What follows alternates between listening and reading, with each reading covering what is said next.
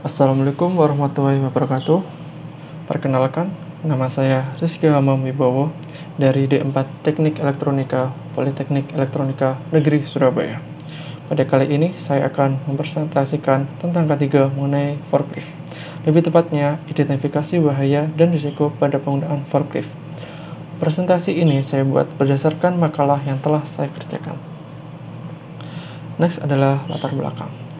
Berdasarkan data BPJS Ketenagakerjaan, kasus kecelakaan kerja pada tahun 2020 mengalami peningkatan. Dari sebelumnya 114.000 kasus kecelakaan pada tahun 2019 menjadi 177.000 kasus kecelakaan kerja pada 2020. Angka tersebut dihitung berdasarkan jumlah kim yang diajukan oleh pekerja yang mengalami kecelakaan kerja. Penggunaan forklift memang sangat dibutuhkan untuk meningkatkan efisiensi dan efektivitas operasional.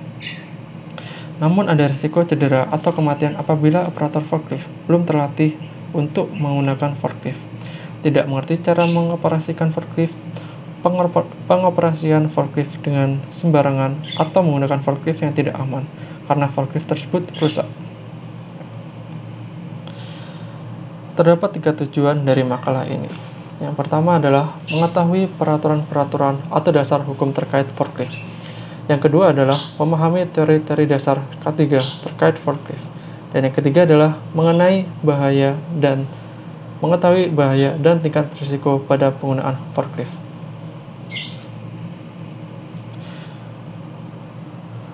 Ada 2 dasar hukum yang terkait dengan forklift. Yang pertama adalah Undang-Undang Nomor 1 Tahun 1970 tentang Keselamatan Kerja. Yang kedua adalah Permenaker Nomor 8 Tahun 2020 tentang K3 Alat Angkat Angkut. Kemudian ini merupakan dasaran-dasaran teori yang saya ambil. Yang pertama adalah bahaya. Bahaya merupakan suatu keadaan yang memungkinkan atau berpotensi terhadap terjadinya kecelakaan berupa cedera, penyakit, kematian, kerusakan, atau kemampuan melaksanakan fungsi operasional yang telah ditetapkan. Kemudian ada risiko. Risiko merupakan potensi kerugian yang bisa diakibatkan apabila berkontak dengan suatu bahaya ataupun terhadap kegagalan suatu fungsi. Selanjutnya ada beberapa tips keselamatan jika ingin menggunakan forklift. Yang pertama, mengetahui kapasitas beban forklift dan memastikan beban yang akan dibawa sudah aman, sehingga forklift dapat digunakan dengan aman, serta beban yang dibawa tidak jatuh atau mempengaruhi manuver forklift secara berlebihan. Yang kedua adalah mengenali rute forklift di daerah tersebut, sehingga dapat menghindari kecelakaan seperti tabrakan atau forklift terguling. Yang ketiga adalah mengkomunikasikan semua hal dengan pekerja di sekitar area kemudi. Selalu jaga jarak aman sekitar 3 meter antara forklift dengan pejalan kaki dan dengan pengendara forklift lain. Beritahu pekerja lain di sekitar area kerja saat mengoperasikan forklift. Hal tersebut dapat membantu mereka untuk selalu berhati-hati saat melalui jalur forklift atau bekerja di sekitar area operasi forklift, sehingga dapat menghindari tabrakan dengan pekerja lain. Yang keempat adalah memperhatikan bahaya tergelincir ketika naik atau keluar dari forklift. Pastikan selalu menggunakan sepatu yang tepat dan tidak licin sebelum menggunakan forklift. Gunakan handle dekat setir, sementara tangan lainnya memegang jok forklift ketika akan naik atau turun dari forklift. Cara ini dapat mencegah risiko terpeleset saat naik atau turun dari forklift. Yang kelima, memeriksa forklift sebelum digunakan. Selalu cek baterai dan cairan hidrolik pada forklift sebelum dioperasikan. Intinya, harus memeriksa forklift secara menyeluruh sebelum digunakan, sehingga dapat menghindari hal-hal yang tidak diinginkan seperti kehabisan baterai saat mengoperasikan forklift. Yang keenam adalah memperhatikan kecepatan forklift. Selalu perhatikan batas kecepatan forklift dan jangan saling mendahului dengan kendaraan lain, terutama pada tikungan. Mengoperasikan forklift dengan cepat dan ugal-ugalan dapat membuat forklift sulit untuk dikendalikan. Yang ketujuh adalah memarkirkan forklift dengan benar. Keselamatan tidak berakhir ketika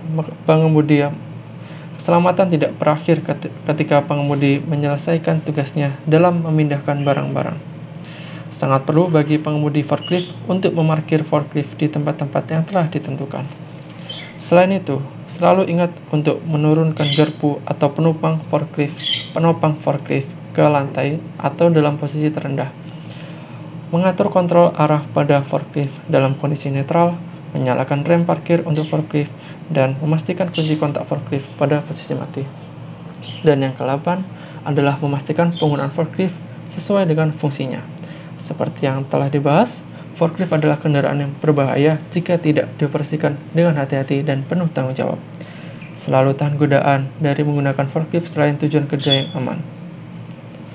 Apapun situasi yang ada di tempat kerja, seperti mengangkut penumpang atau menggunakan forklift untuk menaikkan orang bekerja. Lalu ada beberapa tahapan saat menggunakan forklift. Yang pertama adalah tahapan pengisian bahan bakar. Kemudian, tahapan pengecekan forklift. Selanjutnya adalah tahapan mengangkat barang, lalu tahapan memindahkan dan meletakkan barang. Dan yang terakhir adalah tahapan berhenti dan parkir. Di setiap tahapan ini, masing-masing ada potensi bahaya yang mengintai. Seperti yang pertama, pada tahapan pengisian bahan bakar, terdapat 4 potensi bahaya mengintai. Kemudian pada tahapan kedua yaitu pengisian forklift, terdapat 3 potensi bahaya. Lalu pada tahapan mengangkat barang juga terdapat 4 potensi bahaya. Pada tahapan memindahkan dan meletakkan barang terdapat 12 potensi bahaya. Dan terakhir ada pada tahapan berhenti dan parkir terdapat 2 potensi bahaya. Jika di total, ada 25 potensi bahaya yang ada, dengan 16 jenis potensi bahaya yang berbeda.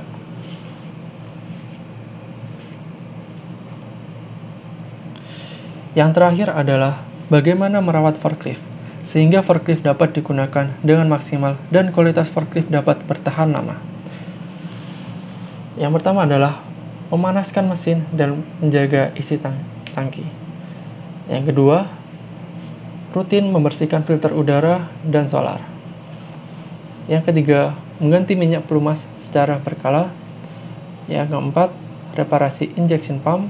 Dan yang kelima adalah selalu menjaga baterai.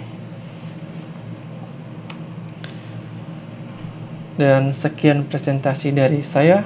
Jangan lupa like video ini dan subscribe channel ini, karena ada presentasi mengenai K3 yang lainnya yang dapat menambah wawasan kita semua.